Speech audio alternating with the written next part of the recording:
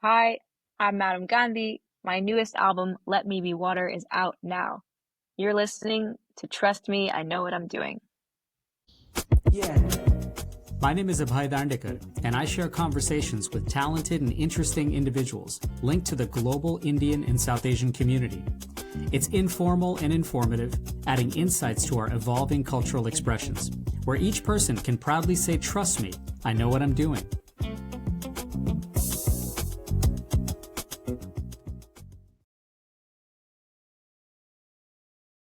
Welcome, everybody, to this episode of Trust Me, I Know What I'm Doing.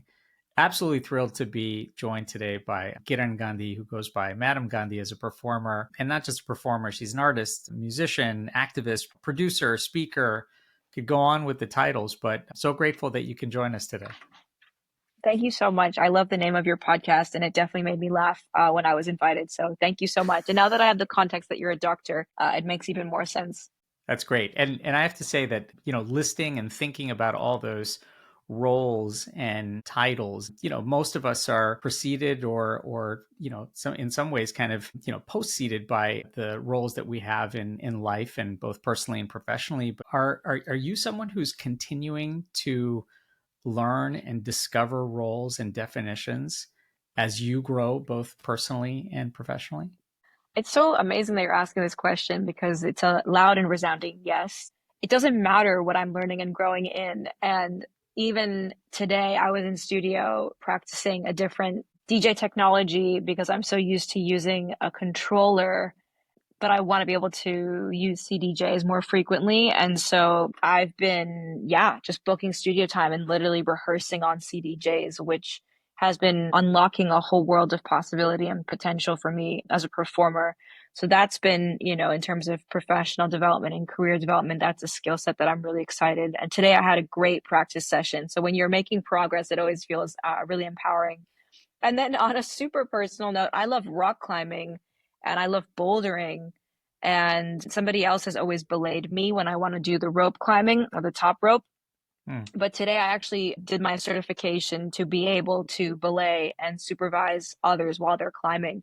And it was just so Wow. fun to be studying for a test again and then to pass with flying colors and receive a certification to belay somebody else. It was the simplest thing, but now I can take my partner's kids belaying, speaking about pediatrics, I can take my Yeah. partner's kids rope climbing. They're 9 and 11 years old and we don't have to depend on the instructor. So I There love you go. learning. It empowers me. It humbles me. It keeps me young and youthful and open-minded. It exposes me to different people's walks of life, which then is how I write the lyrics that I do. And so, yeah, I appreciate the opportunity to reflect on that question because I'm proud to be DJ and rock climbing.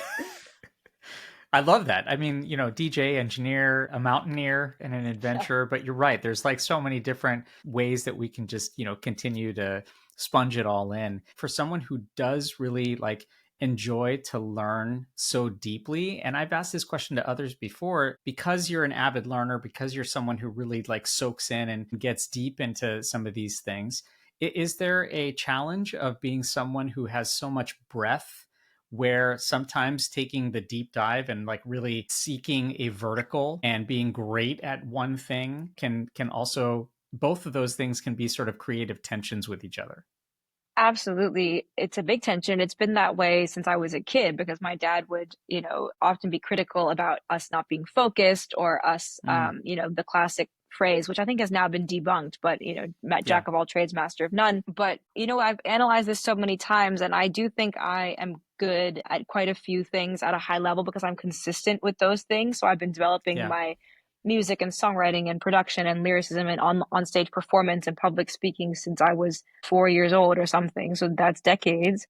And then I think the reason why I enjoy being wide instead of deep, if I had to make a choice, it's actually related to quality of life. It's related to Mm, quality of life. I actually enjoy being exposed to so many different things and opening my mind and being good and aware of many different things. And yeah. that's what contributes to my wisdom, to my ability to get along with so many different types of people, to be fearless, to challenge my own understanding of how the world is. These are a high priority for me. And the times when I go deep in one thing, it ends up being a sacrifice. So it's interesting because I think we get a lot of reward out of going deep into something. And I Sure. think I've had, great experiences. But then I come up for air and I'm like, oh my God, I'm missing out on the world. So I Right. think that's a trade-off that people have made and they win Grammys for it. They have Yeah. millions of followers for it because they are the expert, they are the leading person because they've been in devotion to the one thing. Mm. And I can learn a lot from them. But I've also enjoyed quality of life because I've kept my passions and my viewpoint high and wide. Yeah, and that actually that's a wonderful way of, I think, outlining that, because it does allow you, I agree, to have a very, very strong and, in fact, quick empathy with so many people. Like, you can relate that way. We'll go back to the fearless part because, at least from a Sanskrit standpoint, fearless is the meaning of my name, and Oh, yours being wow. sort of brightness and sunlight. Wow. For Yes. yours, Yes. good way to combine the two, right? Yes. Wow. Awesome. So I was thinking a little bit about this. Often an album release signals the finish line, or like the Mm. opening night of a gallery or a theater. But I'm also so curious to know how and when Let Me Be Water was born. And if there was at all any series of aha moments, or did you have to play connect the dots with some particular key signature moments or epiphanies of sort? Or was it Mm. just like, hey, boy, it seems like a good time for us to chronicle, some pieces I've been working on and get it out there? No, it's incredible. So I've had three EPs before that, Voices, Visions, and Vibrations. And those were Yeah, projects that I led and created myself in partnership with many different people, but it was 100% my vision. And Let Me Be Water was really cool because 2 years ago, I was approached by a friend of mine who runs an organization that encourages women and girls and gender expansive people to be better producers and songwriters and have access to opportunities. mm, And she said, why don't we run a songwriting camp where we give opportunity to 40 different up and coming female and gender expansive songwriters and write music for you? And I was like, no, no, no. I write my own music. That's the whole point of why I do what I do. And I don't want to do that. And I'm grateful because she's not just, a friend. I would say she's a mentor as well. And I think, and she was like, I think you would benefit from a process like this. And she said, mm, worst comes to worst, you have just had the 3-day, 5-day experience and you don't have to do anything with the music. It can just be an right. experience for them to learn something. That's where it can begin and end. And so I think because she said that, I was like, okay, fine, fine. So we had to choose a winning song. And again, there was no promise that the song even had to come out. But by the end of it, of course, there was so much bonding. I was so impressed with the 10 teams that I announced the winning song, which is now Rise, the closing song of the whole album. Hmm. But I Yeah, told the 10 teams that we were actually going to take all 10 songs and make them into an album. And so I made them that promise.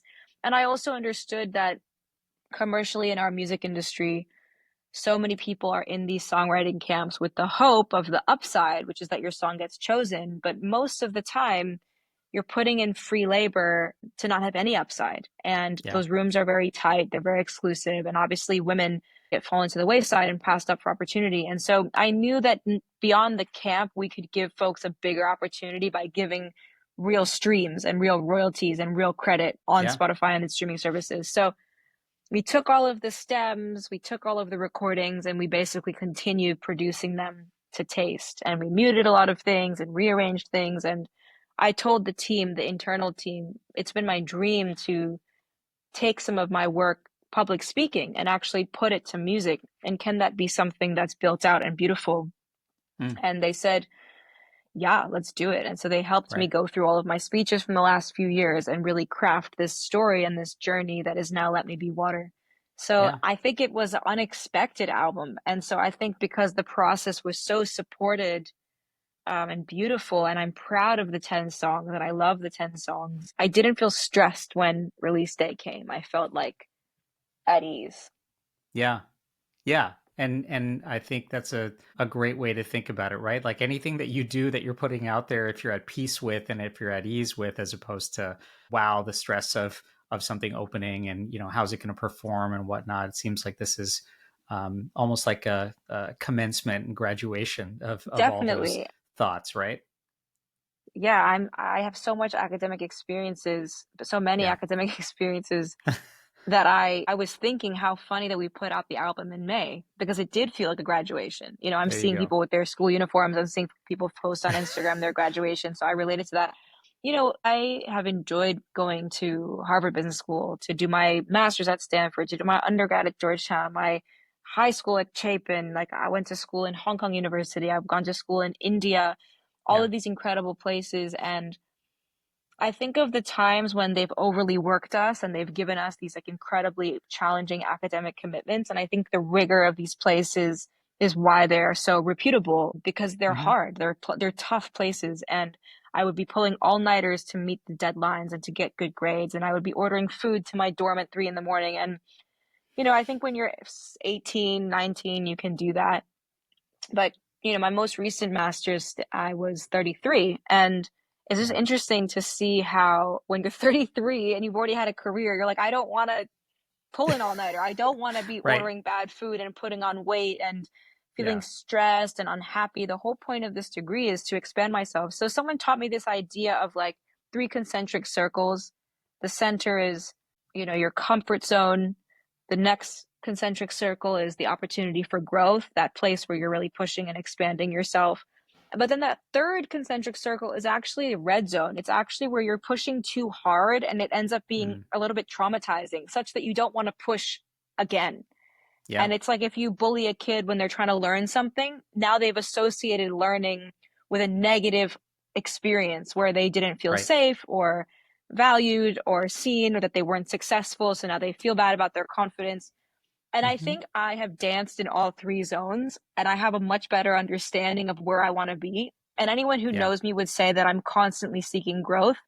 But what Hmm. I've learned is that I don't actually want to be burning out and crushing it and, like putting out so much music and having a Yeah. factory and being a capitalist, Yeah. beast at the age of 36 that I am now. Like I Yeah. actually want to be of enjoyment and growth and sustainable and functioning and restful. And I want to live to 100 years old. And so, yeah, Yeah. that framework has helped me a lot understand how I want to work.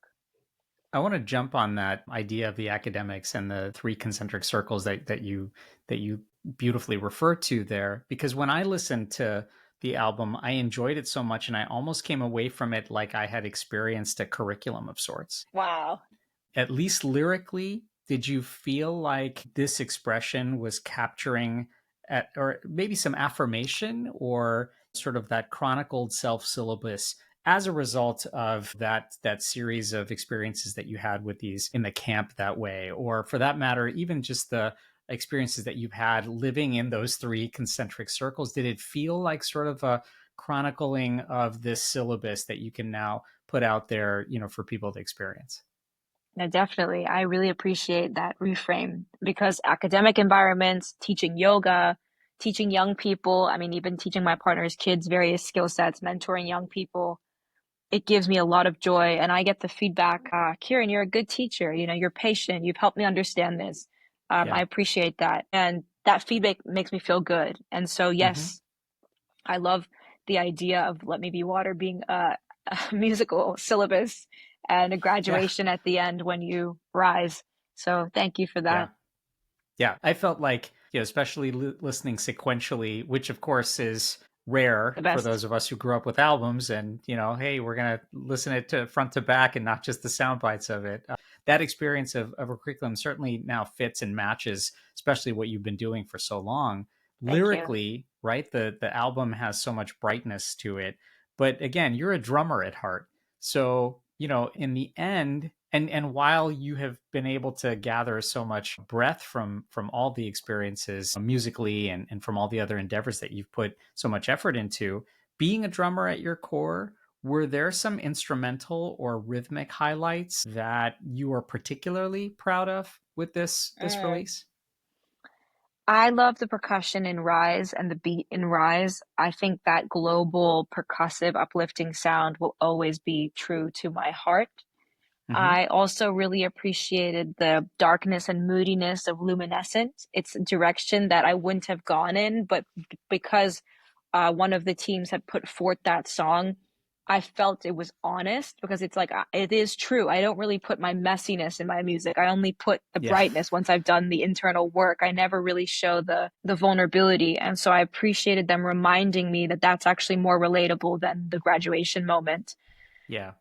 My friend played like pan flute on Luminescent, and it's so interesting because it was such a random song, and it actually is some of the people's favorite now Mm. because it's moody and it's got like a kind of cool energy to it. Take Your Time is the second track. I mean, that's the most famous track on the whole album. It's the pop banger. It's kind of our Disney song that is just beautiful and has harmonies and, gang vocals and everyone sang on it. But again, that was a difficult one for me as well to ingest because I was like, this is a clean, polished, happy pop song. And Right. everyone's like, no, it's good music. And when you Yeah. put your own heart and lyrics into it and immerse your authenticity into it, the song will come to life. And of course, that was the best advice that I received. And I'm grateful that I remained open-minded rather than being like, no, that's cheesy pop Right. music. Like I can't be part of that because Yeah. of course now it's everyone's favorite song on the whole album. Well, I mean, and when you do listen to something, right, something that stays endearing and enduring, it could be new, and you're sort of Mm, discovering new little mm, nuances about a piece of music. But then there's also the one that does naturally stick in your head, mm, day all day long, and sometimes those are also needed to both mm. uplift and make you Thank think you. of new emotions and experiences. Your background is so eclectic, and I loved getting to sort of learn a little bit more about you and thinking about this conversation, and then on top of that, now sort of going through it with you, and it's so rooted in, like you mentioned, academia, but then also in your surroundings and nature and in solidarity with those who are on the margins, because I think that's been what seems like a mission of Mm. yours. And do you find yourself to be more and more at peace with the sort of breadth of those experiences that give you particularly joy and liberation and stillness, versus perhaps do they only fuel and accelerate a yearning to explore and actually find more motion? So the idea Mm. between, like, well, peace and content and stillness are so valuable in these spaces, and particularly when we're thinking about preservation and the natural surroundings that we're in and a light footprint, versus the incredible value of movement and motion Mm. and Mm. exploration. Do you constantly have to sort of toggle between these two when it comes to how you're expressing yourself artistically? I really appreciate this question. I know that I love having power on stage. I take up Mm, space. I'm very American in that sense. I have a context now because I've been living in London. And so all the yeah, British tell me that I am, loud and I have a strong voice and I take up space. And so sometimes I laugh because I'm like, that's such an American upbringing. But beyond that, right. even when I was living in India, I do give my parents credit for raising us as, my sister and I as women, and then my brother as well, to own our voice and to have a Mm, perspective and to share our perspective and to not be shy. And so in that sense, I love my live show because I'm switched on, I'm connected, I'm fearless, I'm at ease, I'm making eye contact with the audience. I yeah, want them to feel included, safe, alive, present, joyful, at ease as well. But I know that in order to do that and for me to feel loose, open, relaxed, myself, energetic, that's where the stillness is required behind the scenes. So they yeah, absolutely work in tandem. And when I'm too much all over the place and traveling and emails and iPhone and all of this, it makes it more and more difficult to be still. And then the mm, quality of the show is actually poor because the mind is racing. yeah, So they go together. The more still I am, the more explosive I'm able to be in the places where it matters. And also, I love fitness. I had a boxing fight last year, my first ever fight to actually be in the ring. I won the match, the fight. This year we've been running and training and rock climbing. Like I think also physically being fit is of high importance to me. boy, I'm gonna have to add a ton of stuff to your introduction here. This is this is great. And then one other thing you taught me, and I think maybe you relate to this, is pediatrics because you're seeing kids in their most elemental. But I've always known that when I was like 8, 9 years old, I was really unstoppable. I was so confident. I was so happy. I was self-aware. I was respectful. I was artistic. I was making robots and, fashion and, coordinating the talent show. I was like winning public speaking competitions. Like, and then, Yeah, I went to private school and I was bullied and quieted and gained weight and didn't feel like my authentic self. And then I went to Georgetown, which was quite patriarchal in a weird way. At that Yeah. time, you couldn't even get birth control on campus, which, not that that was like that's fine, that's a priority, of course, but more in the sense of like, it just gives you a kind of awareness of the place that it was, not so in the present moment aware of women and girls' needs. And, Sure. I think these experiences were challenging and upsetting, and I spent a lot of time alone and I didn't feel welcome in many places. And I had acne, and I never had a boyfriend, and all of these different things that you're supposed to experience that I never did. And I think when I make my music and over time it's about coming back to that 8-year-old self, like the freeness and the Mm. authenticity and the maybe being a little bit on the spectrum and like brave, whatever it is. So Yeah. that's the sort of full circle that does inspire me. It's like this archetype of coming back to the true self, to the Hmm. youth. Does it take age, perhaps, and experience to recognize that integration that's needed between the stillness and the power and the sort of exuberance that you have? Like you mentioned all these experiences and the big harmony in some ways now reflecting back on those very positive and wonderful experiences as a child, and then the guardrails that you were and challenges that you were faced in other situations. But I mean, is aging gracefully as an artist and as a human, does that give you at least, have you found that that gives you at least a little bit of a reflective dimension on how to now harmonize all of that?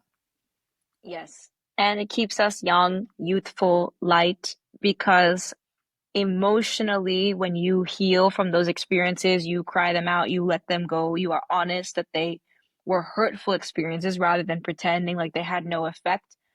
Yeah. Emotionally, my spirit is lighter. My physical being is lighter. I'm not carrying weight. I'm jumping around. I'm happy. I'm more carefree. I can make fun of myself without feeling like I'm being bullied. I think for the longest time Yeah. I would get the feedback that I was very overly sensitive.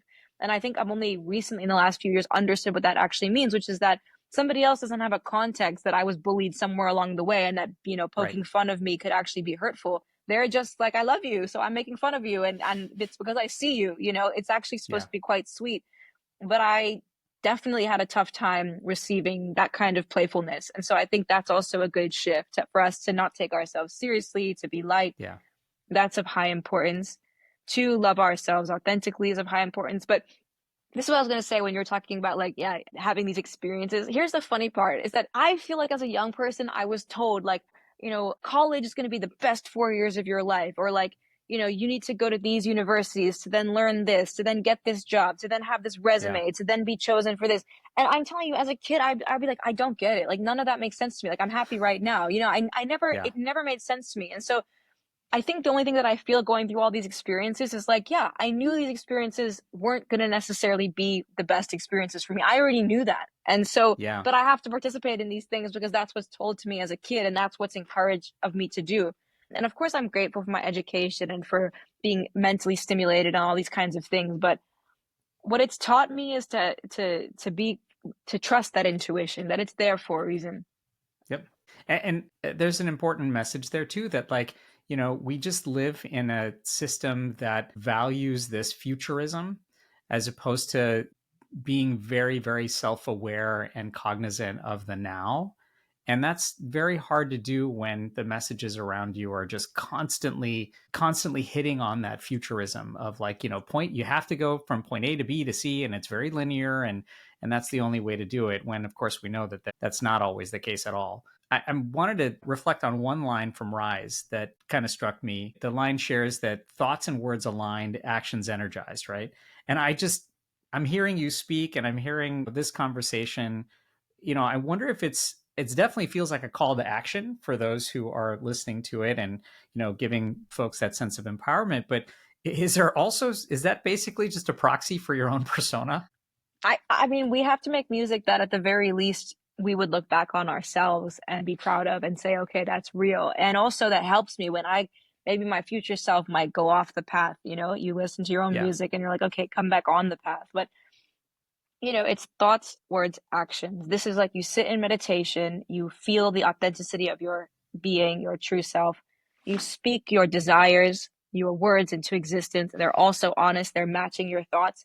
And then the final layer is action. And Mm. human action is prompted by desire. It's prompted by emotions. It's prompted by fear. It's prompted by bravery. And so I do think the most important thing we can do is be aware of our own mind, our own thoughts, make our thoughts work for ourselves, because that's how we're going to speak. And then eventually that's how we're going to act. And Right. then if we really want to get deep with it, our life is measured by the course of our choices, our micro choices Yeah. every day. These days, I've been really prioritizing my health Yeah. and my fitness and my routine. And I love wellness technology. It's so nerdy. It goes back to my 8-year-old self where I always had a little watch on and I loved robots and math and all these kinds of Mm-hmm. things. It's so authentic for me. But it's also because I'm 36 and I'm like, these are the last few years you can really put some effort into your longevity strategy, because after that, like, I the don't know. natural aging process. I'm 54, so I'm hoping that that longevity strategy is one that you continue to revisit as Continue. you go Yeah, through no, the me too. decades. Me too. I wanted to ask you this. I read a piece where you described your work as flow, existing without pushback. And I thought about that a little bit. And while that's incredibly true, I was also thinking about the balance measure of it, because there's also a beauty and a creative energy that gets accelerated with pushback. Mm. And those pushbacks, help forge new direction, and they actuate and they create new spaces. So for you, do you need pushback in your life sometimes to generate that creativity and innovation, or even to better define that which you need to overcome? And, are you someone who seeks that out from, your producers, your partners, the people around you? Like, once they forge those trusting relationships, is pushback, important, so that you can actually develop this flow that exists and flourishes? Yeah, I think you actually just coupled the question with the magic sauce, which was trust. Until you had said that, I was like, I definitely do not enjoy pushback, because I've had more pushback and like structure and rigidity. Yeah. Not structure, that structure is fine, but like controlled environments that I don't agree with. Mm. I've had that for most of my life, given the way that I've grown up. And so that's why flow and freedom are high priority values for me. But when you mention trust, then that's a whole different thing, because I actually absolutely enjoy pushback in the sense of someone challenging me to do better and to grow. That's Yeah. that's actually the highest. That's the best case scenario, Right. if I'm in the gym when someone's like, you can lift heavier, I think you can do 5 more, that's the best. That's exactly, I trust that person. I'm grateful to them for pushing me. I say thank you afterwards, even on Let Me Be Water, when everyone's like, no, this song is magic. Like, good songs are undeniable. Put your lyrics, make it your own, and it's going to work. They were, of course, Yeah. right. So you're absolutely right. When there's trust, when there's love, when there's care, when I feel the vibration of someone wanting the thing to be the best it can be, absolutely being challenged to grow is my happy place. I think I'm Yeah. just thinking of like so many environments where things are rigid and structured and it doesn't feel like it's with intelligence or with care Mm. or for my benefit. It's Yeah. because that's what's easier for the environment to manage all of us, or because Right. that's how we get into being some kind of pre-professional career, all these different things. So that's how I was thinking about it. Yeah, absolutely. Those environments are, I imagine, to be mostly depersonalized. And therefore, it's hard to forge trusting relationships and be yourself, and also make sure that we're all expressing important resistances to, structural oppression and all those things that I think we need to be much more attentive towards. I have two linked thoughts, and these were sort of snippets that I was thinking of in finding an organic way to sort of toggle between these two. But the first one really thinks about this, in that, what are elements of your identity that you've prioritized on this latest album? Inner peace, feminine maternal wisdom, humility, openness, personal power, bravery. Now, I'm going to ask a sort of side question there. Like, it's so amazing that none of all of those are qualifiers. And others would have answered that and just thought, made the thinking of like, oh, well, I'm South Asian, I'm an Indian American, I'm a Britisher, whatever those, kind of external labels are. So the second part of that is, and I think this will probably be a much different answer than what I was expecting in this thought exercise, was in so many cases, we link to ego and tribal identities with those kind of labels that we put on each other. And I wonder what you feel about those tribal identities being barriers to unity and progress. And, are there ever opportunities that are better realized when we just check our egos and identities at the door so that we can enter those spaces with that much more openness and empathy? In a way, is it actually important for us to think about our priorities as being qualities as opposed to those labels? I mean, this is a beautiful question. I think it's difficult for people to leave their ego at the door because what is celebrated as ego is the perceived confidence of I'm the best at what I do. I'm the guy to Mm, call. I'm the hero. I'm hot. I'm on Instagram. I have millions of followers. I'm wealthy. yeah, I'm healthy. All of these different things. It's interesting. Even with health, it ends up being quite it's become such a narcissistic industry when actually like us yeah, taking care of ourselves in a genuine way, in a routine way, on a daily basis is actually kind to others because it means that you can be of service, and that you actually are in a position to give. Not that it's like I also receive a lot of care, absolutely. But I do think of me taking care of myself is so that I can be in a position to take care of others. It doesn't feel narcissistic, yeah, though I have to, keep it in check when I watch Instagram videos of how to have abs and things like that. I'm like, this is a fully right. narcissistic endeavor. Yeah. And yet, I'd love to have all the strength that's required for me to be on the planet. So I think it's just about the context that we live in. Like when I'm in spiritual communities, I'm so aware of my ego. It's so Mm, helpful for me to have the mirror and to laugh at it and be like, wow, this is so hard programmed within me. And then when right. I'm in more competitive environments where there's tons of ego, it's such a pleasure for me to be like, okay, cool. In this environment, I'm far more spiritual, far more calm, less Yeah. responsive to competitive behavior. So I see where I exist on the spectrum. Mm, But I do think it's about the environment that we live in and what's encouraged. And unfortunately, with the kind of person we have in the White House, the kind of way that technology is going, yeah. absolutely, it's the ego that is encouraged of both men and women and all genders. Like Sure. part of the conversation. So I try to be motivated from a place of devotion and service, but Mm, it doesn't mean that my ego is, it comes up when I'm feeling insecure and on yeah. Instagram. Right. Well, and nor does it have to come at the expense of your history, your own arc and experience of identity. And Mm, as sometimes that evolves, it's great to, make sure that we balance this idea of the pride that we have in who we are, but also at the same time the openness and empathy of not letting ourselves get siloed with that. yes. Let me get you out of here on this one, and that is, especially for those who may be discovering your work for the first time. How is this new album and even your catalog of music and art and activism? How do you hope it cultivates trust, especially for some of these new audiences? Mm. It's a simple answer. When I listen back to the music, I think what we managed to achieve is a level of sincerity. I think it's really hard to sample speeches and ideas and conscious lyrics without it sounding overbearing or exhausting to listen to or preachy.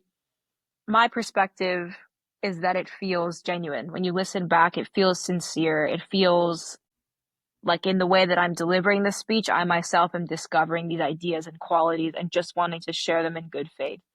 And so the Mm, way I build trust is through the offering and the sincerity of the piece. It's not demanding your attention. It's offering you something that might be of value to you to listen to in the mornings. yeah. Well, with sincerity and faith, and so much that I think audiences new and not so new are going to be enjoying for a long time. This was terrific. I enjoyed it so much, and we wish you nothing but the best. I hope we can visit with you again down the road. Thank you so much for this. And I mean, are you a Pisces as well? When is your birthday? I'm close. I'm an Aries, so I'm an April Amazing. 3rd guy.